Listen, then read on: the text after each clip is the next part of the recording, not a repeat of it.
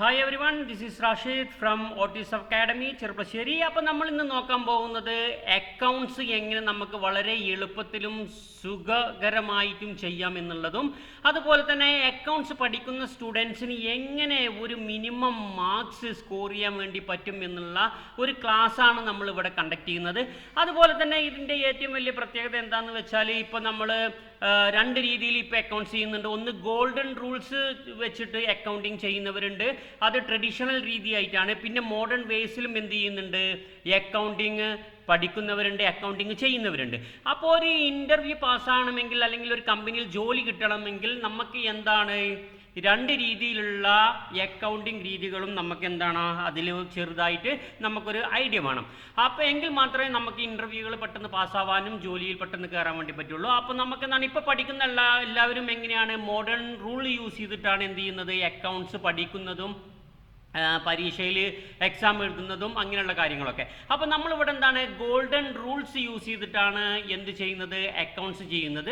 അപ്പോൾ അത്തരത്തിലുള്ള കാര്യങ്ങൾക്ക് വേണ്ടിയിട്ടാണ് നമ്മൾ എന്ത് ചെയ്യുന്നത്, ഈ ഒരു ചാനൽ നമ്മളിവിടെ സ്റ്റാർട്ട് ചെയ്തിട്ടുള്ളത്. അപ്പോൾ നമുക്ക് കൂടുതൽ ഇൻട്രൊഡക്ഷനൊന്നും ഇല്ലാതെ ഞാൻ ഡയറക്റ്റ് എന്ത് ചെയ്യാണ്, ക്ലാസ്സിലേക്ക് പോവുകയാണ്. കാരണം എന്താ വെച്ചാൽ പഠിച്ചുകൊണ്ടിരിക്കുന്ന സ്റ്റുഡൻസിന് എന്താണ് ഡെപ്റ്റർ എന്നും എന്താണ് ക്രെഡിറ്റഡ് എന്നും എന്താണ് ഡെബിറ്റ് സൈഡ് എന്താണ് ക്രെഡിറ്റ് സൈഡ് എല്ലാത്തിനെ കുറിച്ചിട്ടും ഒരു ധാരണ ഉണ്ടാവും. അസറ്റ് എന്താണ്, ലാബിലിറ്റി എന്താണ്. ഇനി അറിയാത്തവർക്ക് എന്താണ്, നമ്മൾ ഇതിൻ്റെ കണ്ടിന്യൂസ് ആയിട്ടുള്ള വീഡിയോയിൽ അവർക്ക് എന്ത് ചെയ്യാൻ വേണ്ടി പറ്റും, അതിനെക്കുറിച്ച് കറക്റ്റായിട്ടുള്ള ഒരു ധാരണ കിട്ടുന്നതായിരിക്കും. അപ്പോൾ അതിലേക്കൊന്നും കൂടുതലായി പോകാതെ തന്നെ ഞാൻ എന്താണ് നമ്മളുടെ ട്രഡീഷണൽ രീതിയായ അക്കൗണ്ടിങ്ങിൻ്റെ ആ ഒരു ക്ലാസ്സിലേക്ക് പോവുകയാണ്.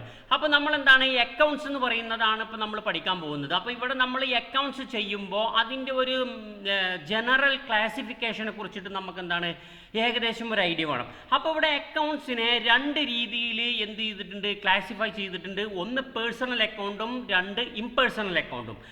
ഇവിടെ പേഴ്സണൽ അക്കൗണ്ടിനെ വീണ്ടും മൂന്നായിട്ട് ഡിവൈഡ് ചെയ്തിട്ടുണ്ട്: natural person, artificial person, representative person. അപ്പോൾ ഫസ്റ്റ് ഗോൾഡൻ റൂൾ വരുന്നത് പേഴ്സണൽ അക്കൗണ്ടിൻ്റെ debit the receiver and credit the giver എന്നുള്ള ആ ഒരു കോൺസെപ്റ്റ്, ആ ഒരു ഗോൾഡൻ റൂളാണ് നമ്മൾ ആദ്യം നോക്കുന്നത്. അതിനുശേഷമാണ് നമ്മൾ ഇംപേഴ്സണൽ അക്കൗണ്ടിൻ്റെ, റിയൽ അക്കൗണ്ടിൻ്റെയും നോമിനൽ അക്കൗണ്ടിൻ്റെയും ഗോൾഡൻ റൂള് പിന്നീട് നോക്കും. അപ്പോൾ നമ്മൾ ഫസ്റ്റ് നോക്കാൻ പോകുന്നത് പേഴ്സണൽ അക്കൗണ്ടാണ്. അപ്പോൾ ആ പേഴ്സണൽ അക്കൗണ്ടിൽ വരുന്ന ഈ മൂന്ന് കാറ്റഗറിയും വരുന്നത് എന്തിൻ്റെ അണ്ടറിലാണ്, പേഴ്സണൽ അക്കൗണ്ടിൻ്റെ അണ്ടറിലാണ്. ആ പേഴ്സണൽ അക്കൗണ്ടിൻ്റെ റൂൾ എന്ന് പറയുന്നത് എന്താണ്, debit the receiver and credit the giver. അപ്പോൾ അതിൽ ഫസ്റ്റ് വന്നിട്ട് നാച്ചുറൽ പേഴ്സൺ ആണ്. എന്താണ് നാച്ചുറൽ പേഴ്സൺ എന്ന് പറഞ്ഞു കഴിഞ്ഞാൽ, ഇൻഡിവിജ്വൽ ആയിട്ടുള്ള ആളുകൾ, അതായത് റാം, സാം, അങ്ങനെ ഇൻഡിവിജ്വൽ ആയിട്ടുള്ള ആളുകളൊക്കെ എന്തിൻ്റെ അണ്ടറിലാണ് വരിക, നാച്ചുറൽ പേഴ്സൻ്റെ അണ്ടറിലാണ് വരിക. ഇൻഡിവിജ്വൽ ആയിട്ടുള്ള ആളുകൾ മാത്രമല്ല, ഇപ്പം നമുക്ക് ക്രെഡിറ്റേഴ്സ് ഉണ്ട്. ക്രെഡിറ്റേഴ്സ് എന്ന് പറഞ്ഞാൽ നമ്മൾ ബിസിനസ്സിക്ക് ആവശ്യമായിട്ടുള്ള മെറ്റീരിയൽസോ പ്രൊഡക്റ്റോ മേടിച്ചു, അവർക്ക് നമ്മൾ കുറച്ച് പൈസ കൊടുത്തു, ഇനി കുറച്ച് ബാക്കി പൈസ കൊടുക്കാനുണ്ട്. അപ്പോൾ അവർ നമ്മളുടെ ക്രെഡിറ്റേഴ്സാണ്. ബിസിനസ് പൈസ കൊടുക്കാനുള്ള ആളുകളെ നമ്മൾ എന്ത് ചെയ്യും, ക്രെഡിറ്റേഴ്സ് എന്ന് പറയും. പിന്നെന്താണ് ഡെബിറ്റേഴ്സ്. ഡെബിറ്റേഴ്സ് എന്ന് പറഞ്ഞു കഴിഞ്ഞാൽ നമ്മൾ സാധനം കൊടുത്തു, നമുക്ക് എന്ത് ചെയ്യാനുണ്ട്, പൈസ തരാനുണ്ട്. അപ്പോൾ ബിസിനസ്സിലേക്ക് പൈസ കിട്ടാനുള്ള ആളുകളെ, ബിസിനസ്സിൽ നിന്ന് കടം മേടിച്ചിട്ടുള്ള ആളുകളെയാണ് നമ്മൾ എന്ത് ചെയ്യുന്നത്, ഡെബിറ്റേഴ്സ് എന്ന് പറയുന്നത്. പിന്നെന്താണ് ഇൻസ്റ്റിറ്റ്യൂഷൻസ് എന്തിൻ്റെ അണ്ടറിലാണ് വരുന്നത്, നാച്ചുറൽ പേഴ്സൻ്റെ അണ്ടറിലാണ് വരുന്നത്. കമ്പനികൾ നാച്ചുറൽ പേഴ്സൻ്റെ അണ്ടറിലാണ് വരുന്നത്. ക്യാപിറ്റൽ നാച്ചുറൽ പേഴ്സൻ്റെ അണ്ടറിലാണ് വരുന്നത്. ക്യാപിറ്റൽ എന്ന് പറഞ്ഞു കഴിഞ്ഞാൽ എന്താണ്, ഇപ്പോൾ എനിക്കൊരു ബിസിനസ് സ്റ്റാർട്ട് ചെയ്യണം. ആ ബിസിനസ് സ്റ്റാർട്ട് ചെയ്യാൻ വേണ്ടിയിട്ട് നമ്മളുടെ കയ്യിൽ കുറച്ച് പൈസ വേണം. നമുക്ക് മെറ്റീരിയൽസ് വാങ്ങണം, ഇലക്ട്രിക്കൽ ഐറ്റംസ് വാങ്ങണം, AC വാങ്ങണം. ഇപ്പോൾ കമ്പ്യൂട്ടർ ഷോപ്പാണെങ്കിൽ കമ്പ്യൂട്ടർ വേണം, പ്രിൻ്റർ വേണം, അങ്ങനെയുള്ള ഒരുപാട് ആവശ്യങ്ങളുണ്ട്. അപ്പോൾ ആ ആവശ്യത്തിനൊക്കെ വേണ്ടിയിട്ട് നമ്മളെന്താണ്, നമ്മളെ ബിസിനസ്സിൽ ആദ്യമായിട്ട് കുറച്ച് പണം മുടക്കണം. അപ്പോൾ അതിനാണ് നമ്മൾ എന്ത് പറയുന്നത്, ക്യാപിറ്റൽ എന്ന് പറയുന്നത്. ഈ ക്യാപിറ്റൽ ചിലപ്പോൾ പാർട്ട്ണറായിട്ടായിരിക്കും നമ്മൾ എന്ത് ചെയ്യുക, നമ്മളെ ബിസിനസ് റൺ ചെയ്തിട്ടുണ്ടാകുക. അപ്പോൾ നമ്മൾ എന്ത് ചെയ്തിട്ടുണ്ടാവും, പാർട്ട്ണറിൽ നിന്ന് അയാൾക്ക് അടുത്ത് കുറച്ച് കമ്പ്യൂട്ടർ ഉണ്ടാവും, ആ കമ്പ്യൂട്ടറിനെ നമ്മൾ എടുത്തിട്ടുണ്ടാവും. അപ്പോൾ വേറൊരാൾക്ക് ഇലക്ട്രിക്കൽ ഐറ്റം ആയിരിക്കും നമുക്ക് നമ്മളെ കമ്പനിയിലേക്ക് ഇൻവെസ്റ്റ് ചെയ്യുക. അപ്പോൾ നമ്മളെന്താണ് ഇലക്ട്രിക്കൽ ഐറ്റംസ് ഇൻവെസ്റ്റ് ചെയ്തിട്ട് അയാളെ പാർട്ട്ണറായിട്ട് നമ്മൾ എന്ത് ചെയ്യും, പരിഗണിക്കും. അല്ലെങ്കിൽ എന്താണ്, അയാൾ ചിലപ്പം 5 ലക്ഷം രൂപയിലേക്ക് 2 ലക്ഷം രൂപ തന്നിട്ട് പാർട്ട്ണറാവും. അപ്പോൾ ആ പാർട്ട്ണർ, ആ ഒരു പൈസ എന്ന് പറയുന്നത് എന്താണ്, നമ്മളുടെ ക്യാപിറ്റലാണ്. അതിനെയാണ് നമ്മൾ എന്ത് പറയുന്നത്, ക്യാപിറ്റൽ അക്കൗണ്ട് എന്ന് പറയുന്നത്. പിന്നെന്താണ് അടുത്ത ബിസിനസ്സിൽ വരുന്നത്, ഡ്രോയിങ്സ് ആണ്. ഡ്രോയിങ്സ് എന്ന് പറഞ്ഞു കഴിഞ്ഞാൽ എന്താണ്, ഇപ്പോൾ ഓൾറെഡി നമുക്കിടെ ബിസിനസ്സിൽ പൈസ തന്നിട്ട് ഒരാൾ പാർട്ട്ണറായി. ആ പാർട്ട്ണറായ അയാളുടെ വ്യക്തിപരമായ ആവശ്യത്തിന് വേണ്ടി ബിസിനസ്സിൽ നിന്ന് പണം പിൻവലിക്കുകയാണ്. അതിനെയാണ് നമ്മൾ എന്ത് പറയുന്നത്? ഡ്രോയിങ്സ് എന്ന് പറയുന്നത്. പിന്നെന്താണ്? ബാങ്ക് അക്കൗണ്ടാണ്. ഇപ്പോൾ കമ്പനിക്ക് എന്തുണ്ടാവും? ബാങ്കിൽ അക്കൗണ്ട് ഉണ്ടാവും, അല്ലെങ്കിൽ വേറെ കമ്പനീസിന് എന്തുണ്ടാവും? ബാങ്ക് അക്കൗണ്ട് ഉണ്ടാവും. നമ്മൾ പൈസ കൊടുക്കുന്നത് ബാങ്ക് ത്രൂ ആയിരിക്കും. അപ്പോൾ ഇത്തരത്തിലുള്ള ഈ വ്യത്യസ്തമായ ഇങ്ങനെയുള്ള സംഭവങ്ങളൊക്കെ ഈ നാച്ചുറൽ പേഴ്സൻ്റെ അണ്ടറിൽ വരാനുള്ള കാരണം എന്താണെന്ന് വെച്ചാൽ, ഇതിനെ ട്രീറ്റ് ചെയ്യുന്നത് ഒരു പേഴ്സൻ്റെ രീതിയിൽ തന്നെയാണ്. പേഴ്സൺ എന്തുണ്ട്? ഒരു അഡ്രസ്സ് ഉണ്ട്, ഒരു ഫോൺ നമ്പർ ഉണ്ട്, ഒരു കോൺടാക്റ്റ് ഡീറ്റെയിൽസ് ഉണ്ട്, ഒരു ബാങ്ക് അക്കൗണ്ട് ഉണ്ടാവും. അങ്ങനെ ഒരുപാട് കാര്യങ്ങൾ എന്താണ് എല്ലാത്തിനും സെയിം ആയിരിക്കും. ഇപ്പോൾ ഇൻസ്റ്റിറ്റ്യൂഷൻ എന്തുണ്ടായിരിക്കും? ഒരു അഡ്രസ്സ് ഉണ്ടാവും അല്ലേ? ഒരു അഡ്രസ്സ് ഉണ്ടാവും. ആ ഇൻസ്റ്റിറ്റ്യൂഷൻ ഒരു ബാങ്ക് അക്കൗണ്ട് ഉണ്ടാവും. ആ ഇൻസ്റ്റിറ്റ്യൂഷൻ ഒരു കോൺടാക്റ്റ് ഡീറ്റെയിൽസ് ഉണ്ടാവും. ആ ഇൻസ്റ്റിറ്റ്യൂഷനിലേക്ക് ഒരുപാട് ആൾക്കാർ വന്ന് കാര്യങ്ങൾ ചെയ്യുന്നുണ്ടാവും.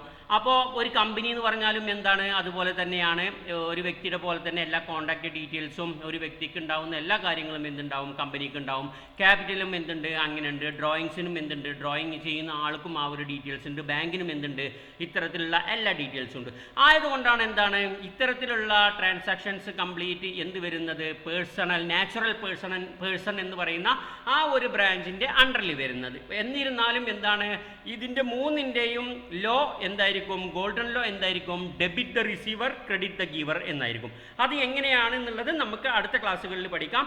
ഇനി നമുക്ക് എന്താണ് ആർട്ടിഫിഷ്യൽ പേഴ്സൺസ്, അതായത് ലോവുമായി ബന്ധപ്പെട്ടിട്ടുള്ള കംപ്ലീറ്റ് കാര്യങ്ങൾ. ഇപ്പോൾ മൈക്രോസോഫ്റ്റ് എന്ന് പറയുന്ന ഒരു കമ്പനി, ഗൂഗിൾ എന്ന് പറയുന്ന ഒരു കമ്പനി, ലേബനാന എന്ന് പറയുന്ന കമ്പനി, ഗവൺമെൻറ് എന്ന് പറയുന്ന കമ്പനി, അവർക്ക് എന്തുണ്ട്? അവരുടേതായ കുറേ ലോസ് ആൻഡ് റൂൾസ് ഉണ്ട്. അപ്പോൾ അത്തരത്തിലുള്ള കമ്പനികൾ, അത്തരത്തിലുള്ള സ്ഥാപനങ്ങൾ നമ്മളെ ബിസിനസ്സിലേക്ക് വരുമ്പോൾ അത് എന്തിൻ്റെ അണ്ടറിലാണ്? ആർട്ടിഫിഷ്യൽ പേഴ്സൺ ആയിട്ടാണ് നമ്മളതിനെ ട്രീറ്റ് ചെയ്യുന്നത്. ആ ആർട്ടിഫിഷ്യൽ പേഴ്സണെയും നമ്മളെന്താണ് ഈ പറഞ്ഞപ്പെട്ട debit the receiver, credit the giver എന്ന് പറയുന്ന പേഴ്സണൽ അക്കൗണ്ടിൻ്റെ ആ ഗോൾഡൻ റൂൾ വെച്ചിട്ടാണ് നമ്മൾ എന്ത് ചെയ്യുക? അതിനെ ട്രീറ്റ് ചെയ്യുക. പിന്നെന്താണ്?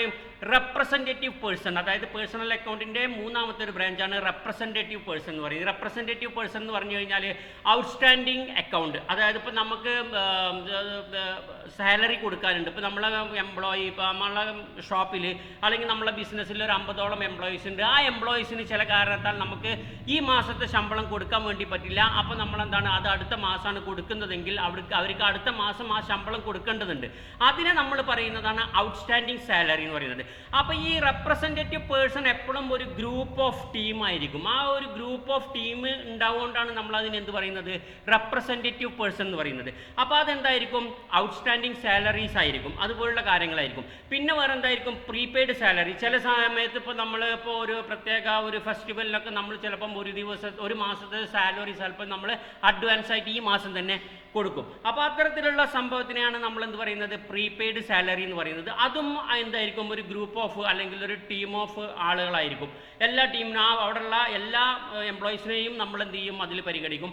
അതും ഒരു ഗ്രൂപ്പായിരിക്കും. അതുകൊണ്ടാണ് എന്ത് പറയുന്നത്? റെപ്രസെൻറ്റേറ്റീവ് പേഴ്സൺ എന്ന് പറയുന്നത് എപ്പോഴും ഗ്രൂപ്പായിരിക്കും എന്ന് പറയുന്നത്. അപ്പോൾ ഇതൊക്കെ എന്തിൻ്റെ അണ്ടറിലാണ് വരുന്നത്?